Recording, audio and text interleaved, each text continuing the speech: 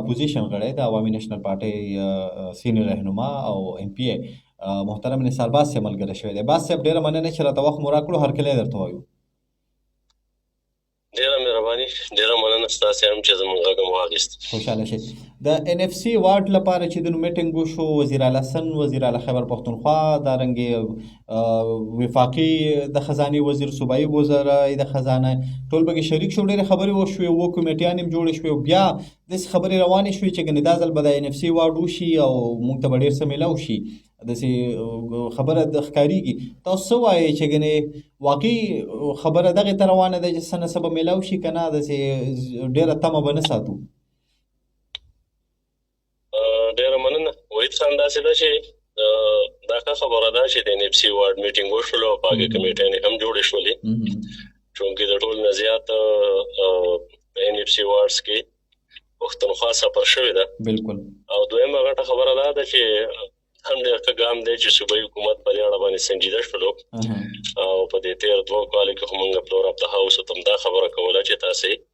چې کوم زموږ د فیډریشن په سطح باندې آئیني فورمز دي هغې ته رجوع وکړئ او د هغې فورمز په ذریعه باندې د دې صوبې حقوق راوړئ، که هغه ان اف سی وارډ دی او که هغه سی سی آی فورم دی چې په هغې کې موږ د دې صوبې د حقوقو کیس پوټ اپ کړو. نو امید شته دی خو که موږ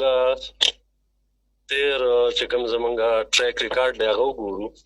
چې کوم ان اف سی وارډ شوی دی، نو د اوسه پورې خو چې کوم دی دا په 2010 کې اووم ان اف سی وارډ شوی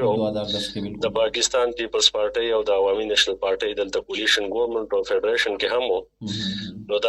هغه کامیاب ان اف سی وارډ باندې انورډ د اوسه پورې دا سټیټ روان دی. د هغې نه پس چې کوم ان اف سی وارډ شوي دي نو هغه ناکامه شوي دي. په ان اف سی وارډز کې چې کوم دی د 4 وانه یونټس، 4 وانه صوبې او د فیډریشن چې کوم نمایندګۍ باقي وزیر خزانه، نو دا پکې ممبران هم او په دغه ان اف سی وارډز کې چې کوم دی که نورو صوبې ستا سره ایګري نشي یا یو صوبه ستا سره ایګري نشي نو ان اف سی وارډ چې کوم دی نشي کامیابېدلی. د هغې دپاره ضروري دا ده چې ته په دغه حواله سره چې کوم زمونږ د صوبې حقوق دي، زمونږ د صوبې نمائندګي څوک کوي چې هغه خپل کیس په داسې انداز باندې دغلته پټ اپ کړي چې د 4 وانه صوبو چې کوم د اتفاق رایم پکې پیدا کړي او د فیډریشن اتفاق رایم پیدا کړي او دا ان اف سی وارډ کامیاب شي. که موږ وګورو نو زمونږ په 2018 کې چې کوم دی 15مه ترمیم وشولو، قبایلي اضلاع د پښتونخوا برخه شولې. د ان اف سی وارډ چې کوم دی نېشنل فاینانس کمیشن د دې چې کوم تقسیم دی نو هغه ورټیکل او هاریزنټل دی. یو تقسیم چې کوم دی دا ورټیکل کیږي او به هاریزنټل کیږي. زمونږ ته اول د وفاق نه صوبو ته برخه میلاویږي، بیا د صوبو په منځ کې تقسیم کیږي. صوبو په منځ کې چې کوم تقسیم کیږي نو هغه په آبادی باندې، په رقبه باندې، په غربت باندې او بیا پښتونخوا ته خو چې کوم دی د ټول ان اف سی وارډ 100% چې کوم دی 1% خالص په دې بنیاد میلاویږي چې دا په 13 ترمیم کې موږ صوبایي حکومت چې کوم د عوامي نېشنل پارټۍ هغه په ځای کړی وه چې دا صوبه د دهشتګردۍ نه او د بدامنۍ نه چې کوم دی متاثره شوې ده، لهذا د ان اف سی وارډ په 100% شیر کې 1% شیر به کوم دی دا په دې صوبې ته خصوصي ورکول کیږي. نو زمونږ قبایلي اضلاع چې کوم پاپولیشن دی چې هغه د دې صوبې د پاپولیشن سه حساب کې د هغې سره زمونږ شیر سیوا شوي دي. بیا د صوبه قبایلي اضلاع چې کومه رقبه ده هغه د دې صوبې برخه شوې ده او د شپږې په عرض د هغې سره زمونږ رقبه هم سیوا شوې ده، د هغې پوج هم زمونږ شیر سیوا شوي دي. بیا د هغې سره سره چې کومه دی د غربت ریشم په قبایلي اضلاع کې ډېره زیاته سیوا ده، نو د هغې سم زمونږ شیر سیوا کیږي. او داسې دا کیس دا ځل په دغه سره ښودل پکار دي په ډېر زور او شور سره چې خاص کار قبایلي اضلاع چې کوم دي د باجوړ نه واخله د وزیرستانه پورې، نو دا د 13 کالونه او خصوصي طور باندې بیا د 22 کالونه د میلیټنسي او د بدامنۍ ښکار دي. نو دلته چې کوم انفراستراکچر دی هغه مکمل تباه شوی دی، سړکونو ضرورت دی، د سکولونو ضرورت دی، د هسپتالونو ضرورت دی، غربت هم دی او د میلیټنسي نه مسلسل متاثره کیږي. نو لہذا دا چې کوم 1% شیر زمونږ ته میلاویږي د صوبې ته دا د بړاو کړی شي 2% کړلی شي. بیا زمونږ بدقسمتي دا ده چې موږ کوم تیر ټریک ریکارډ د پی ټی آی د حکومت د تیر د 14 کالو وګورو نو په فیډرل کې په 2018 کې هم د دې حکومت رالی او په پروینس کې هم د دې حکومت نو په کار دا دی چې په هغه وخت کې دا NFC واډ په کامیابی سره شوی ځکه چې په پنجاب همیشه رکاوټ ورته نو په وخت کې دی په پنجاب کې هم حکومت او بزدار ناستو نو په هغه وخت کې چې کوم دی به دا NFC واډ ډېر په کامیابی سره شوی خو زه ډېر آید درست آید اوس چې کوم موږ ته د ملیټنسي په مد کې 1% شیرز میلاویږي نو هغه د خامخا په قبایلي اضلاع باندې او زموږ په پولیس فورس باندې خرج کړل شي ځکه اوس پورې 700 روپۍ دغه راغلي دي دا غي زینه د معلوم چې چرته دی خرج کړی د دې سره سم چې کوم دی زموږ سره په 2018 کې په 15مې ترمیم کې دا کمټمنټ پلیک شوی او چې په قبایلي اضلاع باندې به سالانه 100 روپۍ د NFC واډ د شیرز مطابق خرج کیږي نو هغه کمټمنټ تر اوسه پورې نه پورا کړی شوی او هغه پیسې چې کوم دی په قبایلي اضلاع باندې دي خرج کړی شوی نو هغه پیسو ته پوس هم کول پکار دي نو دا خو وګورو چې د صوبې چې کوم د فاینانس ټیم دی او چیف منسټر صاحب دی چې هغه د دې صوبې دغه مقدمه په دغه NFC واډ فورم باندې ګټلې شي او قبيلي دا خو د دیو په دغه په سیدا د دیو په استعداد په سیدا د دیو په تکړوالي پورې دا بیا د دې سره څنګه موږ د NFC واډ همیشه ذکر کوو نو ظاهره خبره ده چې د سره یو بل ایوارډ کیږي چې هغه ته PFC ویل کیږي د صوبې په منځ کې بالکل پروینشل فاینانس کمیشن دویم کال خدا ګیله بینګ اپوزیشن زمنګ هم حق دی چې لکه دلته بیا PFC ولې نه کیږي دلته چې کوم د دویم کال اوسه پورې د پروینشل فاینانس کمیشن ولې ونه کړل شلو ځکه چې دلته کومنګ د صوبې د شپږ ډیر شازلار واخلو او په دې کې وګورو نو پېښور ویلي یا ملاکن ډیویژن یا قبایلی اضلاع یا جنوبي اضلاع نو په دې کې بیا مختلف کټګوریز دي چې څونه څوک سفر شوی دی په کوم ځای کې د ترقۍ معیار څه دی د ټول نه زیات سفر شوی اضلاع چې کوم دی د قبایلی اضلاع دي نو قبایلی اضلاع ته چې کوم دی آیا په PFC کې هغه شان برخه ورکړي او کني ورکړي هغه شان توجه ته پکار د بند کول پکار ٹھیک ده بیا کرا شو مونږ ګورو نو د کوم د اپوزیشن ممبرز دي نو دیو هغه ته فانډز نه ورکي په دې خاطر نه ورکي یو تر تدې د جمهوریت او د آئین د بالادستۍ او د قانون د حکمرانی خبره کوي خو قبل ته وګوري د دیو د غیر جمهوریت عمل ته او د تعصب ته وګوري چې په کومه حلقه کې د دیو امیدوار نه غټلې نو آل تجربه ده د رالګي هغه چا چې غټلې دا عوام ورترای ورکلې دا هغه ته هغه حلقې ته فانډز نه جاری کوي او هغه حلقه سفر کیږي نو دا یو غیر جمهوریت عمل دی چې دوی کوي لکه زه اگزامپل در کوم د خپل حلقې د باجوړ زمونږ د PK وایس چې PK وایس چې کوم فانډز دي هغه فانډز په دې خاطر باندې نه ورکوي چې دا غلطه کمسورنیم لکه پاپولیشن ډیره دی دا د هغه په حق باندې ډاکه وي چې دلته د اپوزیشن ممبر ولې ګټل دا بیا چې دا غلطه کم دلته د رنر اپ کینډیډیټ راغلي دي یا چې د ایکس کم پارلیمنټریان دي او چې کوم د عوامو نه دي منتخب کړي نو دوی هغه غیر منتخب خلکو ته فانډز ورکوي نو د غیر منتخب خلکو دا فانډز شرط لګيږي د دې سره احتساب څوکي او دا فانډ چې د دې پر ریکمنډیشن لګي نو د دې بچ کوم د معیار صحیح په دې باندې بچ کوم د چیک اینڈ بیلنس څوک ساتي ځکه قانون خدا د چیک اینڈ بیلنس په منتخب نمائندگان ساتي بالکل نو په دغه کارونو چې تیر فاینانشل ایئر کې د کومې پیسې وستلې دي هغه پیسې چرته ولګېدلې او په څه مت کې ولګېدلې دا غي چیک اینڈ بیلنس چا وساتلو نو دا سوال هم په دې باندې پاتې دي نو خدای دې وکړي چې دا ځل کوم نېشنل فاینانس کمیشن میټینګ شروع شولو چې په دې کې د صوبې حقوق دی راوړي خو زمون خبره به هم دغه چې یوازې دا غزنه حقوق راوړل نه دلته چې کوم د ایکوال ډیسټریبیوشن کول دي دلته هم چې کوم دی بیا تعصب نه ساتل پکار چې ته دا تعصب ساتي او یو حلقه په دې خاطر باندې ته هغه ته فانډز نه ورکې دا منتخب نماینده ته چې را دې نظامات امیدوار ولنده کامیاب شوی دا خو ته د هغه خلکو د اوټ او د رای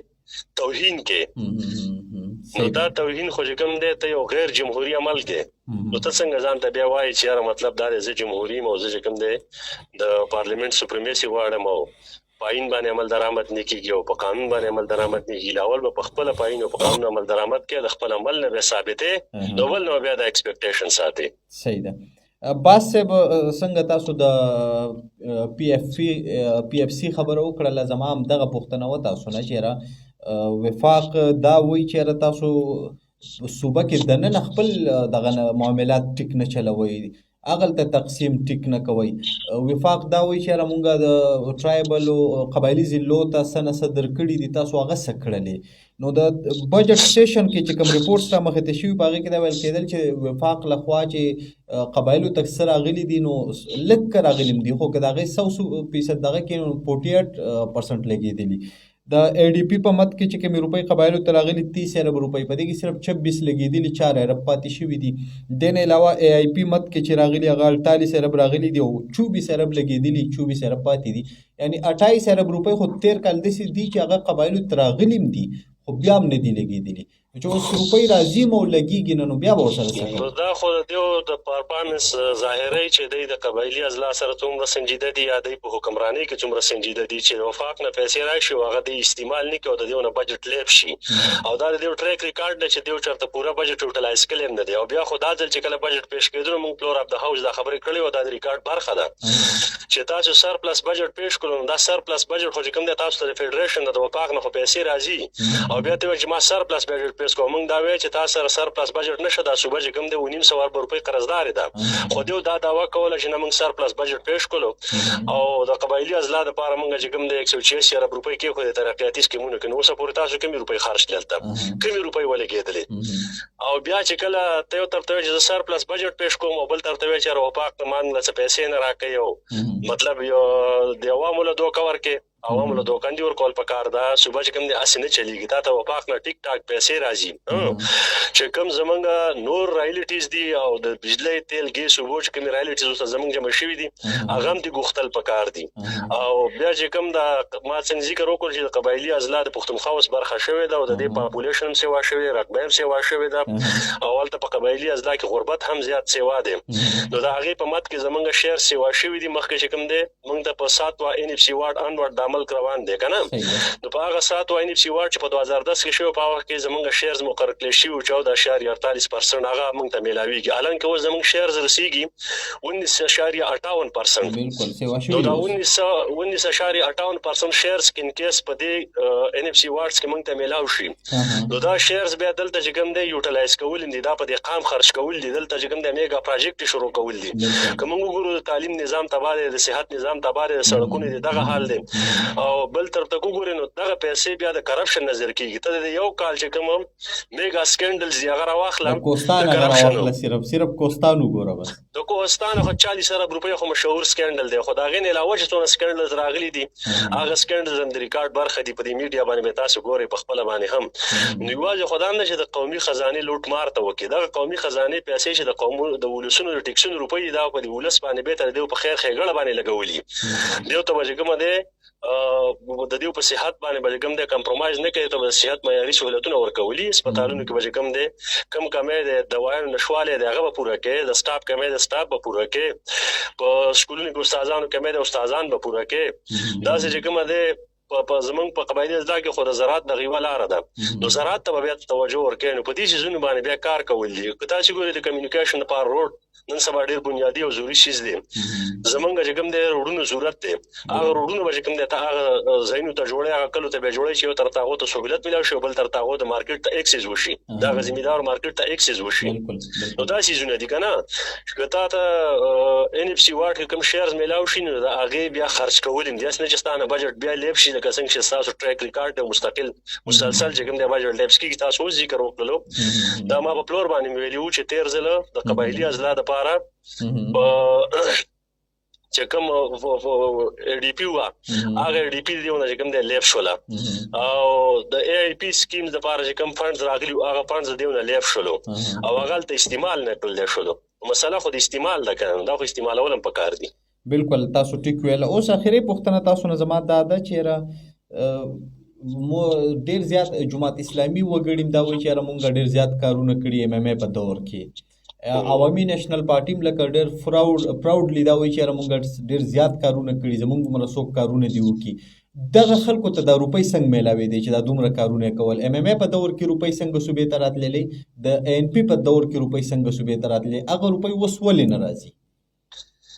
هغه روپۍ هغه وخت کې هم راتللی، اوس هم راځي. اچھا راځي اوس هم؟ خو بدقسمتي دا ده او بدبختي دا ده چې دې دپاره سنجیدګي لازمي ده. چې ته دلته رولینګ پارټي نو ته به چې کوم دی بیا حکمراني کې ټوله مشینري ستا ماتې دي دلته به ته څه ډلې ورکې دی خو ته پارټي پالیټکس جوړ کړی دی د فیډریشن سر وخت په جګړه باندې رواني نو دی خو چې کوم دی د حکمرانۍ ته دومره ټایم نه ورکوي څومره چې خپل احتجاجونو ته ټایم ورکوي نو په کار چې ته کله حکمران شي ته وزیر اعلی شي تاسو سره وزیران در سره کابینټ در سره نو بیا به دلته ته د قوم د خیر ښېګړې کار کوي دا کومه خبره چې موږ په سټارټ کې وکړله چې د جګړې نه هیڅ نه جوړیږي د فیډریشن د دې صوبې حق راوړل چې کوم دی د هغې دپاره دوه لارې دي دوه آییني فورمز دي یو ته NFC ویلی کېږي بل ته چې کوم دی CCI ویلی کېږي په هغه فورم باندې چې کومه دی د هغو سره ناسته د هغو سره خبره کول او د هغو نه خپل حق د دې صوبې راوړل او دا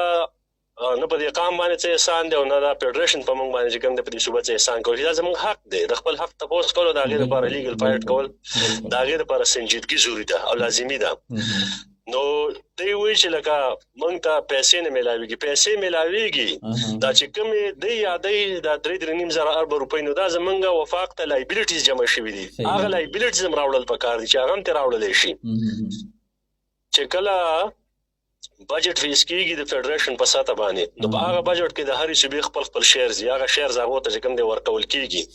دا نور چې کوم دی دا خو زموږ په دې لایبیلیټیز جوړیږي هغه لایبیلیټیز ترې راوړل دي د هغې لپاره هم چې کوم دی همدغه فورم دی چې دی لړاو شي او خپل استعدادي کار په کار راولي او دغه نه چې کوم دی د قام ته څه پیدا راوړي صحیح ده نو ستاسو څه خیال دی څه به ترې بوت کړو که نه نو دا سوال خو موږ په دې باندې پرېږدو او ګورو چې دی د خپل کیس په فیډریشن کې په وفاق کې په څه طریقه باندې پوټ اپ کوي او د وفاق نه چې کوم دی څه راوړلی شي او که نه شي راوړلی دا خو د دې امتحان دی که نه خو دی دې وکړي چې دوی سنجیده شي او لږ چې کومه دی د صوبې په دې عوامو باندې رحم وکړي چې کوم حالاتو سره د صوبې د عوام مخ دي چې په دې لږ طرز راشي د کرپشن چې کوم بازار ګرم دی چې دې مخنیوی وشي او په دې قام باندې چې کوم دی دا کوم د وفاق نه چې کومې پیسې راځي چې دا په دې قام باندې خرج کړي صحیح ده نو خو بل دا یو هغه خبره کوېسچن خو اوچتېږي چې وفاق خو هم نه غواړي که نه په خصوصي توګه شهباز لالا نه غواړي چې PTI په پښتونخوا کې ډیلي ورکړي هغه غواړي چې ناکام شي دا خو چې دی په دې باندې پوهېږي چې وفاق دا نه غواړي چې دی د کامیاب شي او غواړي چې دا د ناکام شي نو په کار دا ده چې دی بیا دا سیز ریالایز کړي او د یو صوبې په حیث باندې د یو حکمران په حیث باندې چې دا کوم ډیمانډز دی کوي نو دا ډیمانډز خو د لیګل رایټ دی دا خو آئیني خبره ده په دې کې هغه تا ته انکار نشي کولی خو په یو ټیم باندې چې کوم دی شپېلې او ساتوان نه کېږي که نه یا به شپېلې وي یا به ساتوان خوري چې ته یو طرف ته جګړه کوي او خېژي پې او بل طرف ته چې کوم دی خپل څیز ترې راوړي نو په کار دا ده چې دا په دوه حصو کې ډیوایډ کړي د احتجاج دپاره خپل طریقه کار هغه د یو حق دی چې څنګه احتجاج کوي احتجاج د یو جمهوري حق دی او د هغې دپاره د یو پارټۍ رول پلی کړي او د صوبې چې کوم دی څوک ناست دی او چا سره عهدې ورسره دي او مطلب وزیران دي منسټران دي نو د هغو کار دا دی چې هغې دلته پارپامنس وکړي څه ډیلې ورکړي دې قام ته نو د چیف منسټر په حیث باندې د ریسپانسیبلیټي او ډیوټیز چې کومه دی هغه بدل دي هغه د دې قام د پاره دي ځکه چې د خپل پارټي چیف منسټر نه دی دا د 3.5 کروڑه پاپولیشن چې کوم په دې صوبه کې دی ټول چیف منسټر دی دا چې په دغه ډیزګنیشن په دغه منصب باندې ناست دی دغه منصب د ټول قام دی نو دا به د ټول قام احساس کوي دا به خپل پارټي پالیټکس نه کوي چې خپل پارټي پالیټکس ته چې کوم دی ټول ټایم ورکړي نو د هغې دپاره چې کوم دی خپل پلیټ فارم یوز کوي او خپله پارټي شته دی هغه دی ول سټرګل کوي دا دې ورسره پکې خیر دی تعاون کوي خو لکه دلته د قام تپوس به هم دی کوي د صوبې حقوق به هم دی راغواړي لکه څرنګه چې پرویز خټک صاحب کول او پرویز خټک خو څه حده پورې چې کوم دی په دې کې کامیابي ترلاسه کړې ده او چې یو طرف ته به چې کوم دی دغه احتجاجي سیاست هم کوه او بل طرف ته به چې کومه دی وفاق سره کوارډینیشن ساته او د وفاق نه به چې کوم دی د صوبې حق راوړلو نو میچور خلک هم دغه شانته کوي بالکل پالیټکس خو چې کومه دی څه د ډانګو او یا چې کوم د ټوپکو شین دی سیاست خو د خبرو اترو د دلیل د مکالمې او د ټیبل ټاک نه عمله کول نو ډېره مننه ستاسو چې راته وخت مو راکړو شکریه ستاسو ډېره مهرباني ستاسو ډېره مننه خوشحاله شئ قدرمن